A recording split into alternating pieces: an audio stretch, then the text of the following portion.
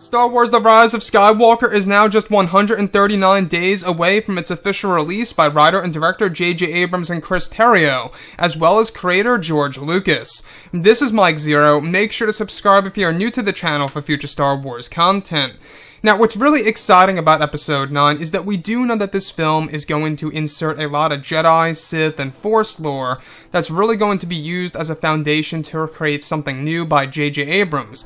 And I think that's one of the big plans by Disney and Lucasfilm of what they're really trying to do with The Rise of Skywalker, is that they really want to make this familiar with the casual and new fans around the world.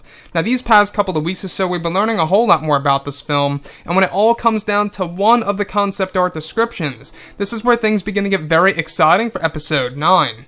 Now, specifically, what's really intriguing about all of this is that shot descriptions consisting of the sequences based in the first act of the film, where it's described that Rey is inside of a strange tower, tinkering with her lightsaber, where she is said to be inserting her new kyber crystal that is not damaged. It said that one of the sequences involves a moment in which Rey is meditating with the Skywalker saber, where she begins to hear the voices of Anakin Skywalker in the background in a whispering fashion, while she had her eyes closed. The voices of Anakin is said to be deep with a planned echo effect that would be added in. Additionally, it's described that this is the Force ghost of Anakin Skywalker guiding Rey by revealing her ancient Jedi code, where eventually it's said that Rey also begins to hear the Force ghost voice of Luke Skywalker, telling her about 1,000 generations of the Jedi and a brief lesson of the Force to set up Luke's character as a Force ghost in the beginning of the film.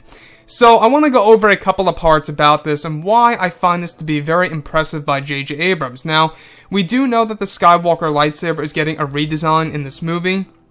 It's a little bit smaller from what it seems, lengthwise it's not as long as a lightsaber because she had to reduce some of the metal from what was destroyed during her Force duel with Kylo Ren.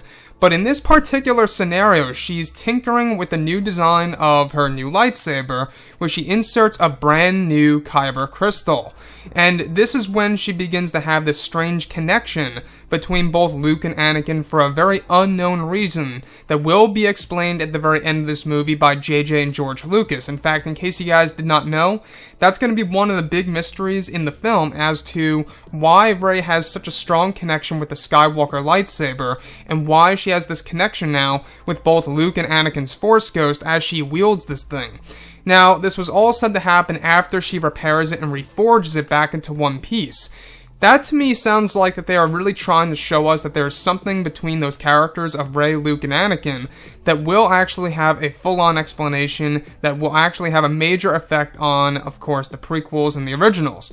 Now, moving on from all of this, what's really intriguing is that she begins to hear the Force Ghost voice of Anakin Skywalker delivering ancient Jedi code to Rey while she's building this saber and completing it once and for all. And while she's doing this, after Anakin's voice is actually described to be heard in the form of a whispering fashion with an echo effect that's planned, they also are actually said to insert a moment in which the Force Ghost of Luke Skywalker tunes in to tell Rey about 1,000 generations of the Jedi, as well as new lessons about the Force itself that sets up Luke's character as a Force ghost in the very beginning of this movie. So you can already see that right off the bat, J.J. Abrams is trying to tell the fans and let the fans know at the very beginning that Luke is a Force ghost and he's helping Rey at the very beginning of Episode 9.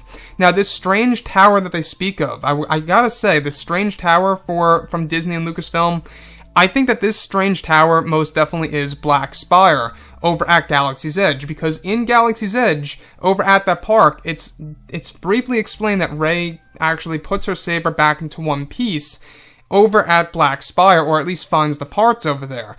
So it's very possible that in the very beginning of this film, that's exactly where we are. We are on the world of Batuu. Now, that's the planet for Galaxy's Edge, in case you guys did not know, and it really does bring up a big question as to, how would she really be able to build her own lightsaber? Well, from now what it seems, it's that the Force ghosts of both Anakin and, Luke Skywalker are actually helping her out through the ways of the Force, and that seems to be the direction that Disney and Lucasfilm are going in order to really make Rey complete her saber design. And I think that's a very interesting side of Star Wars, because if it weren't for that, I feel like it would really kind of bug people a lot, like wondering how in the world would Rey even know to build a lightsaber? Does she have like a manuscript or a manual or something like that, right? So in this scenario, it's the Force ghosts of Luke and Anakin guiding her through the ways of the Force and essentially telling her how to build it from what it seems. That's exactly why they're talking to her and pretty much teaching her all these different lessons. So, apart from all of this, the last thing that I just want to touch on quick here is that this film really seems to be very Jedi and Force heavy when it comes to the lore, and I think that's one thing that's really going to make this film feel different in comparison to the past two movies. Anyways, guys, drop a comment below. Let me know what you think about all of this in the comments, and if you guys did enjoy the content for today, do make sure to drop a thumbs up on this video to support the channel. I thank you all so very much for the kind support, and I'll catch you guys next time.